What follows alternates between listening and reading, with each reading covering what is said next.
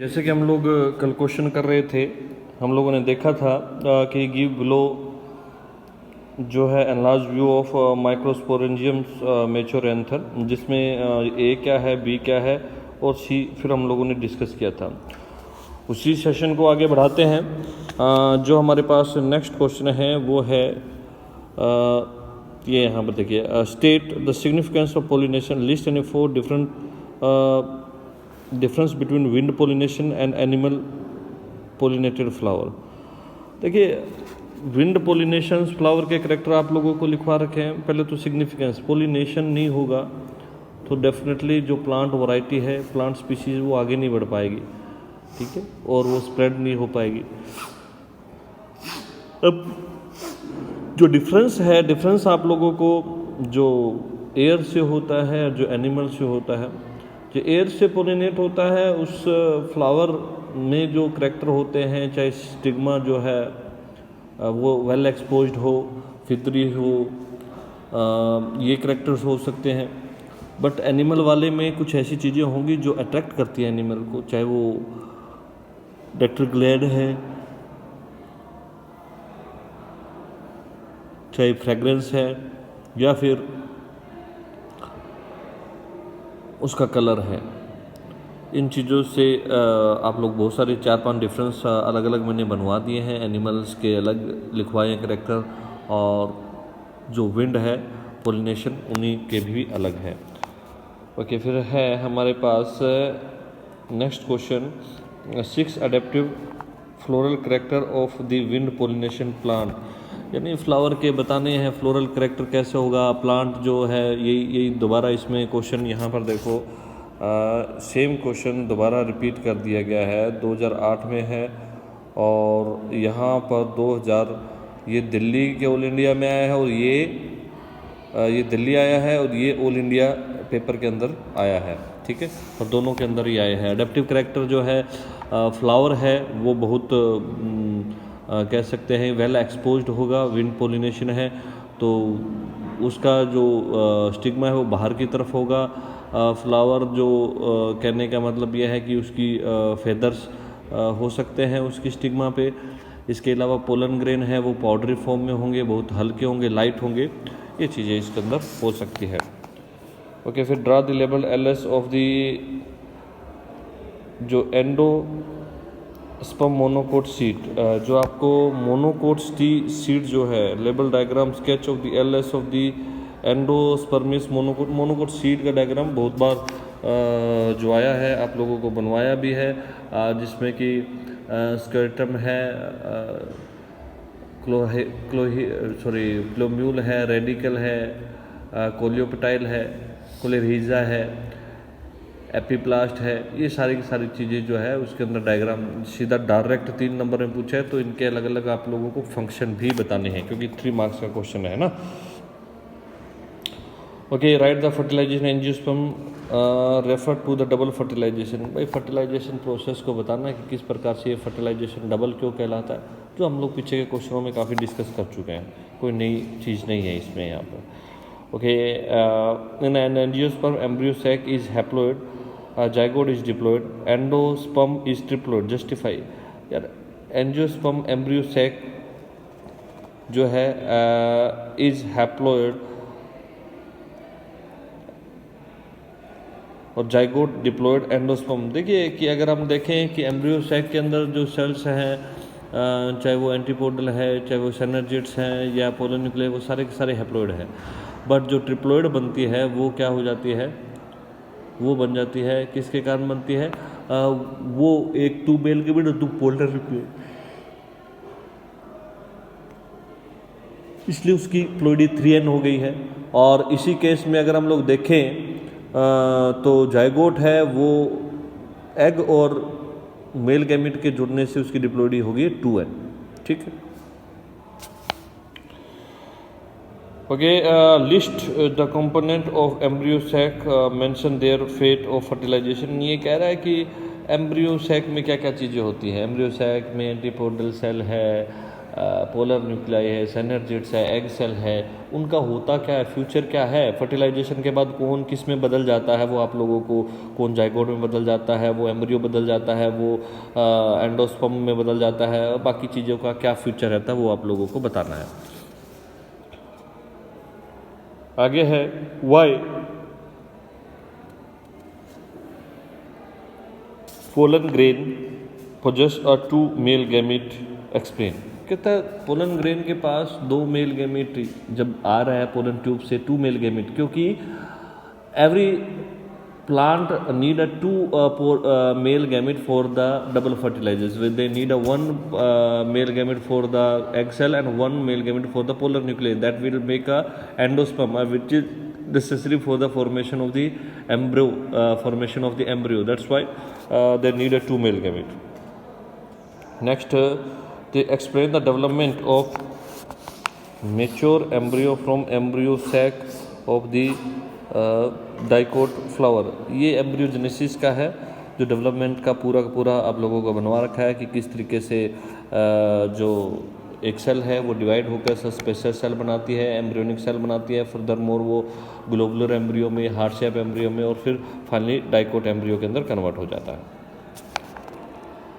फिर उसके बाद है हमारे पास list the post fertilisation event in angiosperm. Post fertilisation event का मतलब ये है कि क्या होता है फर्टिलाइजेशन के बाद, एंडोस्पर्म फॉर्मेशन होता है, एम्ब्रियो फॉर्मेशन होता है, और जो है सीड के अंदर कन्वर्ट हो जाते हैं। वो सीड में कन्वर्ट होने के बाद जो टोटल फ्रूट बनता है, वो सारी चीज़ें जो कि एम्ब्रियो फॉर्मेशन या फिर फर्टिलाइजेशन के बाद होती हैं। उसके name and 2 product of fertilisation angiosperm, how are the formed. अरे भाई, ये कहने का मतलब 2 प्रोडक्ट कौन से होंगे, एक तो जाइगोट होगा और दूसरा ट्रिप्लोइड है जो प्राइमरी एंडोस्पर्मिक सेल है, और बाद में वो एंडोस्पर्म बदल जाएगी और ये एम्ब्रियो के अंदर बदल जाएगी। चीज़ वही है, वही कालसर।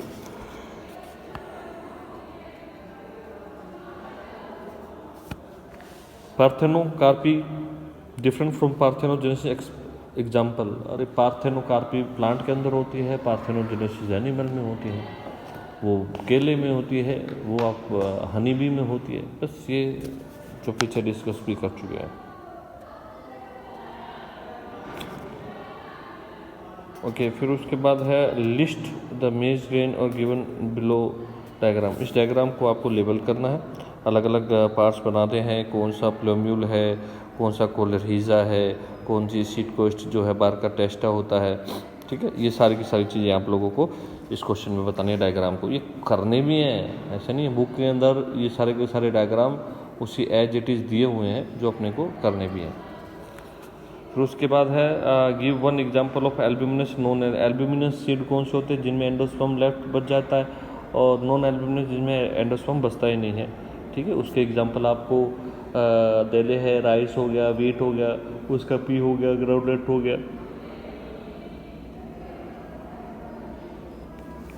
Name the part of the ovules that and embryo sac and angiosperm that develop into. ठीक है, किस में डेवलप इनटू, किस में सीड में कौन डेवलप होता है। अगर हम देखें ओव्यूल डेवलप होता है, और इंटेगुमेंट है वो सीड टेस्टा बनाती है, और अंदर जो है एम्ब्रियो जो फॉर्मेशन है वो जाइगोट से होता है। ओके, फिर उसके बाद है हमारे पास नेक्स्ट क्वेश्चन जो है यही इसी को यह है कि कौन कौन से पार्ट जो है किस में डेवलप हो रहे हैं। ये देखो, एक मिनट, पेरिस्पर्म कौन बना रहा है, पेरिस्पर्म बना रहा है, किससे बन रहा है पेरिस्पर्म, न्यूक्लियस से बनता है। एंडोस्पर्म ट्रिप्लोइड से बनता है। सीड कोइड जो है टेस्टा जिसे का इंटेगुमेंट से बनता है। ठीक है, और जो है एम्ब्रियोनिक एक्सिस, तो ये जो है फर्निकल से जो है इस्टेब्लिश हो जाती है। तो वो सारी चीज़ें जो हैं हमारे पास बन जाएगी। How false and true parthenocarpic fruit are different from each given example. False true fruit और पार्थेनोकार्पिक। अब फॉल्स फ्रूट क्या होते हैं, ट्रू फ्रूट क्या होते हैं, ये बताने की जरूरत है मुझे तुम्हें, क्योंकि फॉल्स फ्रूट हम जानते हैं जो ओवरी के अलावा कोई अदर पार्टिसिपेट करता है, फॉल्स फ्रूट है। True fruit develop only with the help of ovary, और पार्थेनोकार्पिक जो हम केले का एग्जाम्पल लेके बता भी चुके हैं। उसके बाद है draw the label diagram of LS of an embryo grass. ठीक है, तो ये लेबल डायग्राम बनाना है एम्ब्रियो, जो ग्रास का मोनोकोट एम्ब्रियो है वही ग्रास का एम्ब्रियो होता है, कोई अलग नहीं है, मोनोकोट एम्ब्रियो कोई बोलते हैं। Difference between a following given example of parthenogenesis और पार्थेनोकार्पी। पेरिस्पर्म और पेरिकार्प। पेरिस्पर्म जो है न्यूक्लियस के बचे रहने से होती है, और पेरिकार्प जो है वो आप कह सकते हो दैट इज़ एक्सटर्नल जो है फ्रूट का हिस्सा है, जो बाहर का हिस्सा है, उसे अपन पेरिकार्प बोलते हैं। उसी को आगे देखते हैं हम लोग। Draw the labelled section of the albuminous seed और seed advantageous to a flower plant. Seed कैसे फ्लावरिंग प्लांट के लिए फ़ायदेमंद होता है, उसका तो डायग्राम बनाना है, क्योंकि इसी के कारण जो है प्लांट अपनी स्पीसीज़ को मेंटेन कर पाता है, बहुत दूर दूर तक फैल पाता है और ज़्यादा से ज़्यादा ये बढ़ पाते हैं। ठीक है, हाउ द सीड। फिर उसके बाद हमारे पास ये जो हमारे पास दिख रहा है वो ग्लोबुलर एम्ब्रियो है। कहता है आइडेंटिफाई द फिगर, ये फिगर का आइडेंटिफाई किया। Name the identical cell which are structure has developed. Draw the next stage of. कहता है इसके बाद कौन सा अपने पास ग्लोबुलर एम्ब्रियो या मेच्योर एम्ब्रियो ही बनाना है आप लोगों को। अब इसमें देखो ये जो सेल्स हैं कौन सी, अगर हम देखें ये वाली सेल हैं, ये यहाँ से लेकर यहाँ, ये वाली सेल, ये हाँ, ये जो सस्पेंसर सेल है सारी सेल, ये ऊपर जो है पोस्टीरियम है और नीचे हाइपोफाइसिस होगा, और ये जो पूरा भाग है एम्ब्रियोनिक सेल से बना हुआ है। Okay, can a plant flowering in Mumbai planted by a pollen grain of same species growing in New Delhi provide the example of to। कहता है कैसे हो सकता है या और हो सकता है, तो अगर नॉर्मल कंडीशन में तो नहीं हो सकता, बट अगर हम लोग आर्टिफिशियली उसको एक जगह से दूसरी जगह पे ले आए तो हो सकता है, क्योंकि इतना लंबा रास्ता तय करके कोई पोलिनेटर नहीं लेके जाता है या और है। और हवा के जरिए भी अगर हम लोग बात करें उड़ के जाए तो भी इतनी वायबिलिटी नहीं होती है कि इतने टाइम तक वो रहे। ओके, फिर उसके बाद हमारे पास draw the diagram of the pistil where the pollination successfully, और ये पिस्टिल का डायग्राम बनाना है जो कि अपने पास फर्टिलाइजेशंस का है। Explain the process of pollination of Vallisneria. Vallisneria का पोलिनेशन हम लोग डिस्कस कर चुके हैं पहले भी। ठीक है, आगे नेक्स्ट क्वेश्चन है how many cells are present pollen grain time they are release. तो पोलन ग्रेन में 2 सेल हो सकती है, 3 सेल हो सकती है। ठीक है, तो मोस्टली क्या होती है 2 सेल होती है, जो कि हम लोग जानते हैं।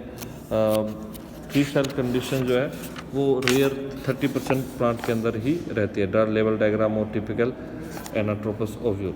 ठीक है, तो ये जो है कुछ क्वेश्चन है, और 160 के करीब अपने पास क्वेश्चन हो गए हैं, और बाकी के जो क्वेश्चन है वो हम लोग नेक्स्ट सेशन में डिस्कस करेंगे।